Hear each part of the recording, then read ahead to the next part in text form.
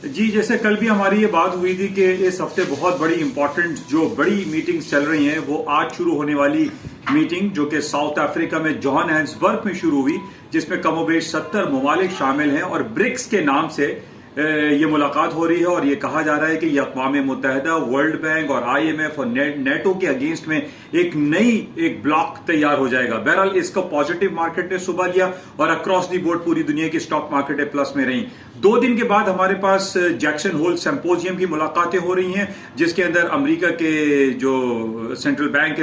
Chairman है mister Jeremy पावल खिताब करेंगे और उसमें यह कहा जा रहा है कि माइट पॉसिबल कि अमेरिका अपने इंटरेस्ट रेट को बढ़ाने की तरफ जा सकता है। इसी वजह से आज हमने ये देखा कि जो ब्रिक्स की मुलाकात की वजह से बाजारें ऊपरी सतहों पर गई, लेकिन इस वक्त हम देख रहे हैं कि अमेरिका की मार्केटें खुलने के बाद स्टॉक मार्केटें निचली सतहों पर आ रही हैं क्योंकि इंटरेस्ट रेट बढ़ाने की बातें हो रही हैं। इस बेसिस पे सोने चांदी स्टॉक्स में गिरावट आ सकती है।